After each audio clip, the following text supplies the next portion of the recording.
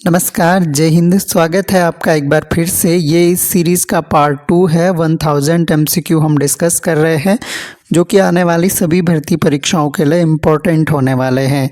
तो शुरू कर लेते हैं। पिछले वीडियो में पार्ट 1 में हमने 51 तक MCQ डिस्कस कर लिए थे। पार्ट 1 नहीं देखा है तो पार्ट 1 ज़रूर देख लीजिएगा।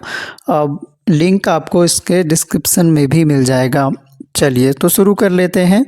प्लेलिस्ट में क्रिएट कर दूंगा इस सीरीज़ की, तो पार्ट 1 आप ज़रूर देख लीजिएगा। पार्ट 2 हम आज शुरू कर रहे हैं। सबसे पहला क्वेश्चन आज का है, निम्नलिखित में से कौन सा कथन अविश्वास प्रस्ताव के संदर्भ में सही नहीं है? गलत कथन चुनना है अविश्वास प्रस्ताव के संदर्भ में। तो अगर यहाँ पर हम देखें तो लोकसभा में इसे स्वीकारने का कारण बताना आवश्यक नहीं है। ये सही है कथन। लोकसभा में कारण बताना ज़रूरी नहीं होता है अविश्वास प्रस्ताव का। इसके अलावा यह किसी एक मंत्री या मंत्रियों के समूह या पूरे मंत्रिपरिषद के विरुद्ध लाया जा सकता है। तो ऐसा नहीं है, किसी एक मंत्री या मंत्रियों के समूह के विरुद्ध अविश्वास प्रस्ताव नहीं लाया जा सकता है। ये तो मंत्रिपरिषद में लोकसभा के विश्वास के निर्धारण हेतु लाया जा सकता है।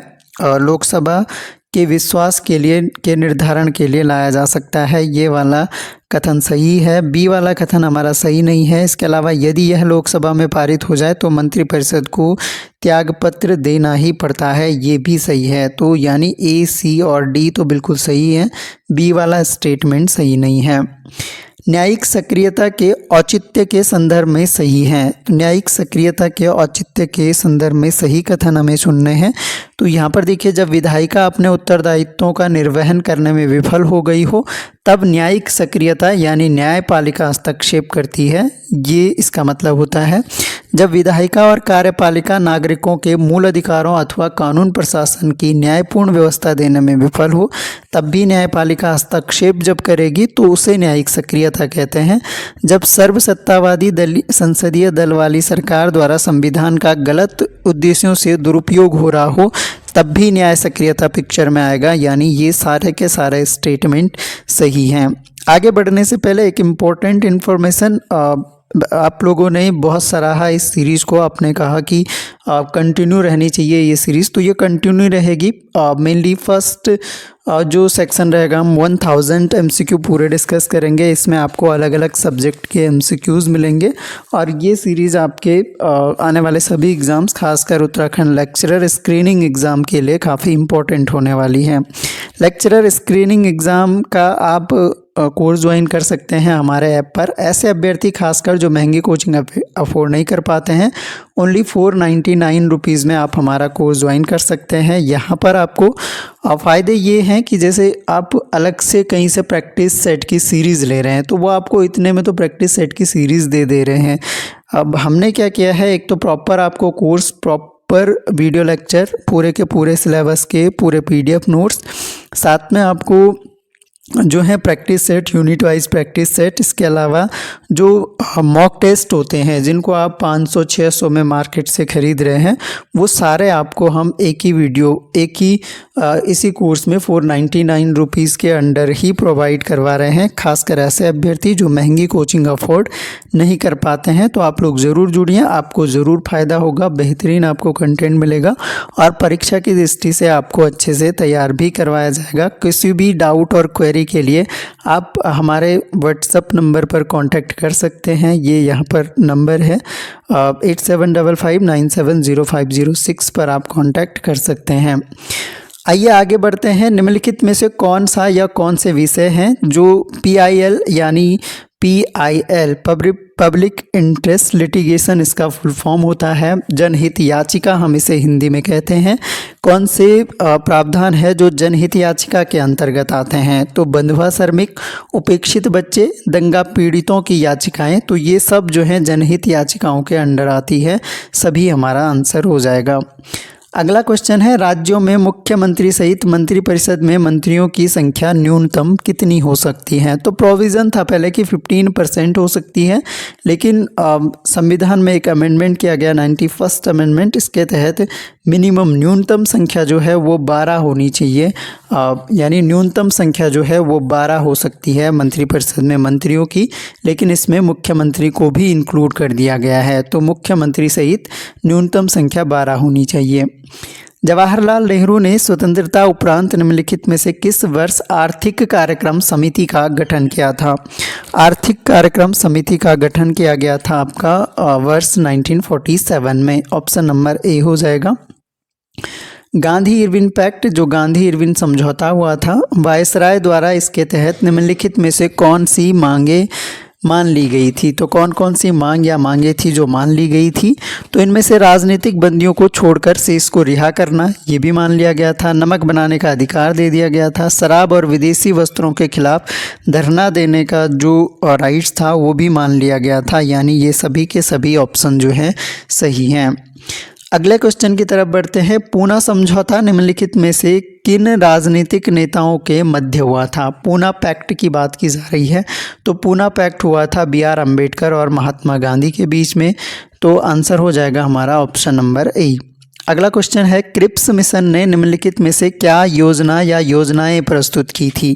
क्रिप्स मिशन की अगर बात करें तो क्रिप्स मिशन की योजनाएं थी कि भारत को पूर्ण उपनिवेश का दर्जा दिया जाएगा, लेकिन भारत की जो रक्षा है वो ब्रिटेन करेगा, यानी उपनिवेश की तरह ही ट्रीट किया जाएगा, या डोमिनियन स्टेटस की ये बात कर रहे थे। संविधान निर्मात्री सभा का गठन किया जाएगा। ये सारी बातें थी क्रिप्स मिशन के तहत और उपयुक्त सभी हो जाएगा। इन स्टेप एक प्रोग्राम है, काफ़ी इम्पोर्टेंट प्रोग्राम है। इस कार्यक्रम में निम्नलिखित कथनों पर विचार करने हैं। इन स्टेप प्रतिभागियों को सुरक्षा चुनौतियों से निपटने के लिए विचारों और रणनीतियों का आदान प्रदान करने हेतु एक मंच प्रदान करता है। बिल्कुल सही स्टेटमेंट है। यह कार्यक्रम राष्ट्रीय सुरक्षा परिषद सचिवालय, विदेश मंत्रालय, रक्षा मंत्रालय के बीच एक सहयोगात्मक प्रयास है। ये भी सही है। और अगला स्टेटमेंट है, इन स्टेप कार्यक्रम में केवल भारतीय सैन्य और सिविल अधिकारी ही भाग लेते हैं। ये वाला स्टेटमेंट गलत होगा। ये इंटरनेशनल लेवल पर भी संचालित किया जा रहा है इन स्टेप प्रोग्राम। तो यानी आपका थर्ड वाला स्टेटमेंट रॉन्ग हो जाएगा। फर्स्ट सही है, सेकंड भी सही है, केवल एक और दो सही हो जाएंगे। अगला क्वेश्चन है, आज़ाद हिंद फौज के गिरफ्तार सैनिकों के बचाव के पक्ष के रूप में कांग्रेस ने निम्नलिखित में से किन्हें वकील नियुक्त किया था? तो किन्हें वकील नियुक्त किया था? इम्पोर्टेंट एक क्वेश्चन है। तो भूला भाई देसाई, जवाहरलाल नेहरू, तेज बहादुर सप्रू, इन सभी को वकील नियुक्त किया गया था। इन्होंने सभी ने गिरफ्तार जो सैनिक थे आज़ाद हिंद फौज के, उनके बचाव पक्ष के रूप में वकील के रूप में कार्य किया है। अगला क्वेश्चन है, हाल ही में चर्चा में रही मैड्रिड अंतर्राष्ट्रीय कार्य योजना और वियना अंतर्राष्ट्रीय कार्य योजना निम्नलिखित में से किस मुद्दे से संबंधित है? ये काफ़ी इम्पोर्टेंट योजना है और ये संबंधित है वृद्ध जनसंख्या और वृद्ध जन की देखभाल से संबंधित है मैड्रिड और वियना अंतर्राष्ट्रीय कार्य योजना। अगले क्वेश्चन की तरफ बढ़ते हैं। कौटिल्य ने अपने सप्तांग सिद्धांत में जनपद की तुलना शरीर के किस अंग से की है? तो इस क्वेश्चन का जो सही आंसर हो जाएगा, जनपद की तुलना की गई है कौटिल्य के द्वारा जंघा से। और बाकी के ऑप्शन को अगर देखें तो बाह की तुलना की गई है कर्म से। सप्तांग 7 अंग बताए हैं कौटिल्य ने। मस्तिष्क से तुलना की गई है अमात्य यानी मंत्री से। अमात्य यानी मंत्री की तुलना की गई है मस्तिष्क से। और इसके अलावा बाह का हो गया कर्म से और जंघा का हो गया जनपद से। तो ये कुछ इंपॉर्टेंट चीज़ें आपको यहाँ से ध्यान रखनी है। अकबर के काल में करोड़ी नामक अधिकारी, तो करोड़ का संबंध आप करोड़ से लगा सकते हैं, करोड़ी, और करोड़ का मतलब है पैसा, और पैसे इनमें से अगर ऑप्शन देखें आप तो वो राजस्व संग्रह से यानी रेवेन्यू कलेक्शन से हो जाएगा। Option number B correct answer हो जाएगा। अगला क्वेश्चन है, निम्नलिखित में से कौन सी विशेषता या विशेषताएं मथुरा मूर्तिकला शैली का प्रतिनिधित्व करती हैं? तो कौन सी विशेषताएं हैं? तो इनमें से अगर देखा जाए तो मूंछों एवं ललाट का स्पष्ट चित्रांकन की विशेषता करती है मथुरा मूर्तिकला शैली। बाल विहीन वस्त्र विहीन बुद्ध, यहाँ पर क्योंकि जो मथुरा चित्रकला शैली है इसमें तंग वस्त्र दिखाए गए हैं बुद्ध की प्रतिमा को, यानी तंग वस्त्र पहनाए गए हैं। लेकिन जो बाल विहीन वस्त्रहीन बुद्ध की मूर्तियां हैं ये गांधार शैली की विशेषता है। तो ये वाला तो ऑलरेडी एलिमिनेट आप कर सकते हैं। उपयुक्त सभी अब नहीं हो जाएंगे। पारदर्शी वस्त्रों पर सलवटों के साथ ये भी ऑप्शन नहीं होगा। फिर सबसे इम्पोर्टेंट जो है सबसे सही हो जाएगा मूंछों एवं ललाट का स्पष्ट चित्रांकन। अगला क्वेश्चन है, समाचारों में चर्चित चैटफील्ड समिति निम्नलिखित में से किससे संबंधित हैं? तो ये काफ़ी इम्पोर्टेंट एक क्वेश्चन है। चैटफील्ड समिति का संबंध जो है वो रक्षा नीति से है, डिफेंस से है आपका, यानी option number A correct answer हो जाएगा। अगला क्वेश्चन है, ये इकोनॉमी से रिलेटेड क्वेश्चन है। निर्धनता का दुष्चक्र की अवधारणा संबंधित है। निर्धनता का दुष्चक्र की जो अवधारणा है ये दी है रेगनर नक्स ने। रेगनर नक्स की ये अवधारणा है और इसके बारे में ये ध्यान रखना है कि ये बोलते हैं कि अगर आय का निम्न स्तर होगा, आय का स्तर अगर निम्न होगा तो इससे क्या होगा कि जो बचत है, बचत भी निम्न होगी। इसके अलावा बचत के साथ साथ निवेश भी निम्न होगा। तो बचत निम्न होगी, निवेश भी निम्न होगा, यानी इन्वेस्टमेंट भी निम्न होगा इससे। तो अगर बचत और निवेश निम्न होता है तो इससे क्या होगा, इससे उत्पादन भी निम्न होगा। तो निवेश कम होगा तो उत्पादन भी कम होगा और उत्पादन कम होगा तो फिर से आय कम होगी। तो इस तरह से ये चक्र चलता रहता है। यानी सिंपल सा समझना है कि अगर आय में कमी होगी, किसी व्यक्ति की आय अगर कम हो रही है तो वो बचत कम कर पाएगा और किसी चीज़ में इन्वेस्टमेंट भी कम कर पाएगा। इन्वेस्टमेंट कम होगा तो उससे क्या होगा, प्रोडक्शन कम होगा, उत्पादन कम होगा और फिर से आय में कमी आ जाएगी। तो ये इस तरह का चक्र चलता रहता है। इसे कहा है निर्धनता का दुष्चक्र। कॉन्सेप्ट किसने दिया? रेगनर नक्स ने दिया। वेरी वेरी इंपॉर्टेंट क्वेश्चन हो जाता है। अगला क्वेश्चन की चर्चा करते हैं। सेवा क्षेत्र उपागम किसके कार्य क्षेत्र के अधीन कार्यान्वित किया जाता है, किया गया था? सेवा क्षेत्र उपागम किसके कार्य क्षेत्र के अधीन कार्यान्वित किया गया था? तो इस क्वेश्चन का जो सही आंसर हो जाएगा वो हो जाएगा ये लीड बैंक स्कीम है, अग्रणी बैंक योजना। अगला क्वेश्चन, हाल ही में चर्चा रहा अल्फा फोल्ड 2 निम्नलिखित में से किससे संबंधित हैं? ये अल्फा फोल्ड 2 जो है इसके बारे में कुछ पॉइंट ध्यान रखिए यहाँ से। ये एआई बेस्ड है, ये एआई बेस्ड उपकरण है, एक एआई बेस्ड उपकरण है ये एक अल्फा फोल्ड। और ये क्या काम करता है? ये प्रोटीन की संरचना की भविष्यवाणी का काम करेगा। प्रोटीन की संरचना की भविष्यवाणी का काम करेगा ये।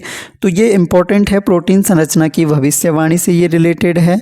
डीप न्यूरल नेटवर्क, यानी डीप न्यूरल नेटवर्क नामक जो कंप्यूटर प्रणाली है इसके आधार पर यह काम करता है। डीप न्यूरल नेटवर्क नामक कंप्यूटर प्रणाली पर यह आधारित है। एआई बेस्ड एक उपकरण है अल्फा फोल्ड और प्रोटीन की जो संरचना है उसकी भविष्यवाणी से संबंधित ये काम करता है। अगला क्वेश्चन है, वर्ष 2024 में दिए गए साहित्य के नोबेल पुरस्कार के बारे में निम्नलिखित कथनों पर विचार कीजिए।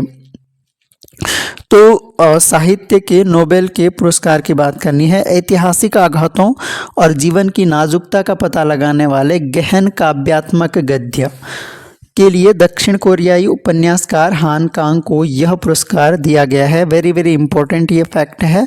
और पहली बार दक्षिण कोरियाई किसी महिला लेखिका को ये पुरस्कार मिला है, नोबेल पुरस्कार साहित्य का। तो पहला स्टेटमेंट बिल्कुल सही है। दूसरा स्टेटमेंट कह रहा है कि हान कांग साहित्य में नोबेल पुरस्कार से सम्मानित होने वाली पहली दक्षिण कोरियाई लेखिका हैं, तो ये भी स्टेटमेंट सही है। और तीसरा जो स्टेटमेंट है, साहित्य का नोबेल पुरस्कार ओस्लो नॉर्वे की नोबेल समिति द्वारा दिया जाता है, तो ये स्टेटमेंट गलत हो जाएगा क्योंकि ये स्वीडिश एकेडमी द्वारा दिया जाता है। ये बात आपको ध्यान रखनी है। तो स्वीडिश एकेडमी द्वारा दिया जाता है, नॉर्वे ओस्लो समिति द्वारा ये नहीं दिया जाता है, यानी केवल पहला और दूसरा स्टेटमेंट सही होगा। अगले क्वेश्चन को देखते हैं। कभी कभी समाचारों में रहने वाला पद स्पेशल एंड डिफरेंशियल ट्रीटमेंट निम्नलिखित में से किससे संबंधित हैं? तो ये टर्म संबंधित है आपका वर्ल्ड ट्रेड ऑर्गेनाइजेशन से, यानी WHO से रिलेटेड है ये।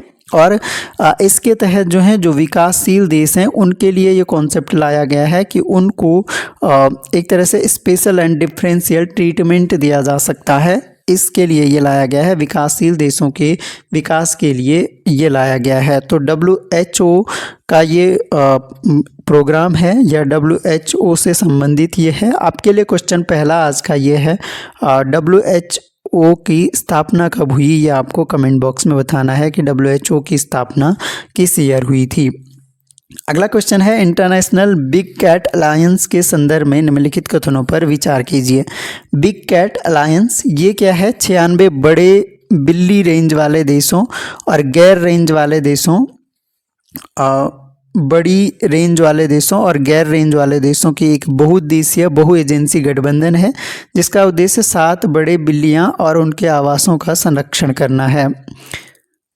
तो पहला स्टेटमेंट तो हो गया बिग कैट अलायंस का, तो यानी जो बड़ी टाइप की बिल्लियां होती हैं, बड़ी टाइप यानी बिल्ली फैमिली से रिलेटेड है, जैसे आपका टाइगर वगैरह होते हैं तो उनको भी कैट फैमिली से रिलेटेड माना जाता है। तो IBCA की बात की जा रही है 96 बड़ी बिल्ली रेंज वाले देशों, जिन देशों में बिग कैट्स पाई जाती हैं, तो उनका एक बहु एजेंसी गठबंधन है ये, और 7 बड़े बिल्लियों और उनके आवासों का संरक्षण करने से रिलेटेड हैं। तो पहला स्टेटमेंट सही है।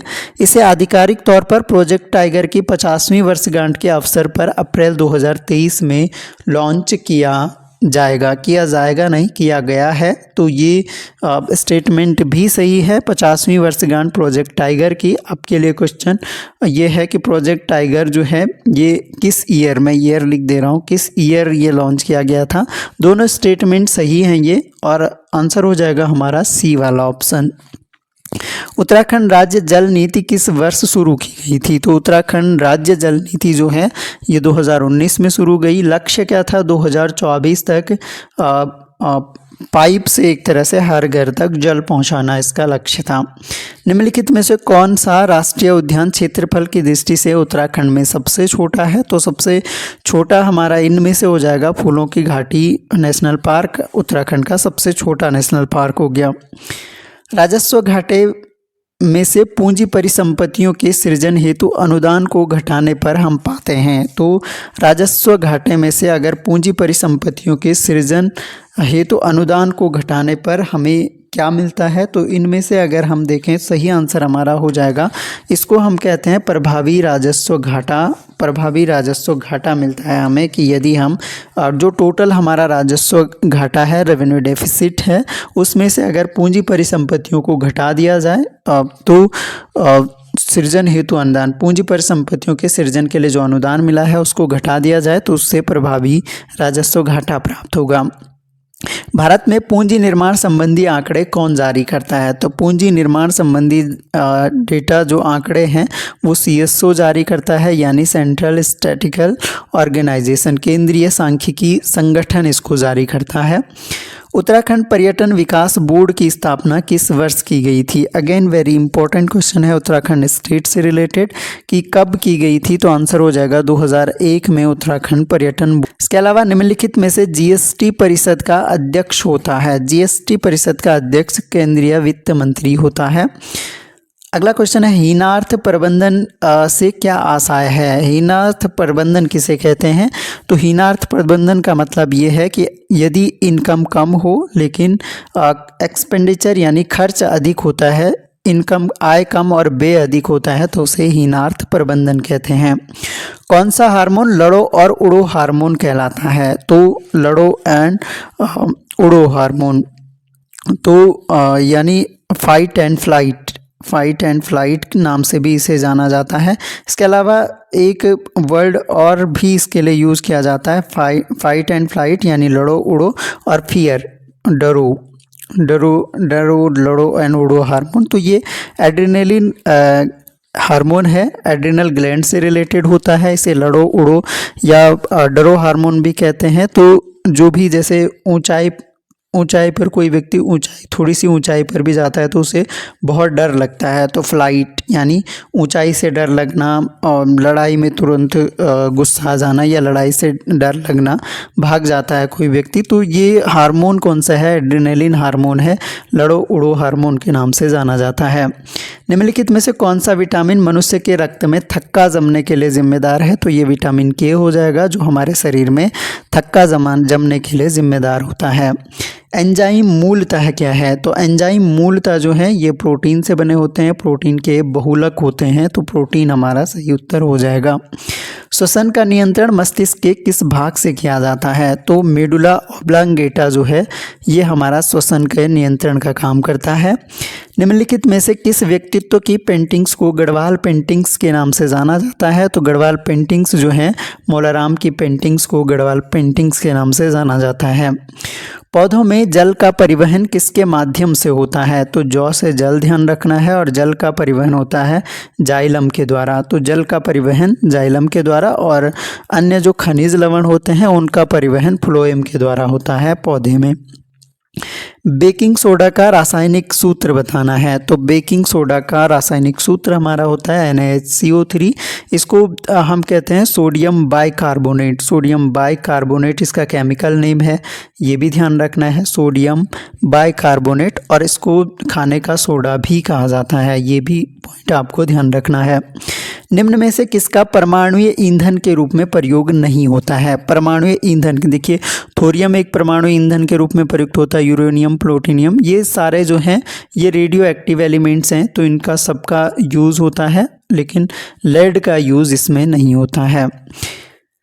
अब यहाँ पर दो सूचियाँ दी गई हैं जिनको आपको सुमेलित करना है। तो एक तरफ भौतिक राशि है, दूसरे उनको मापने वाले यंत्र हैं। गैस दाब को मैनोमीटर से मापा जाता है, प्रकाश की तीव्रता के लिए लक्स मीटर यूज़ करते हैं, उच्च ताप के लिए पायरोमीटर, और वाहन द्वारा तय दूरी के लिए ऑडोमीटर ही यूज़ करते हैं।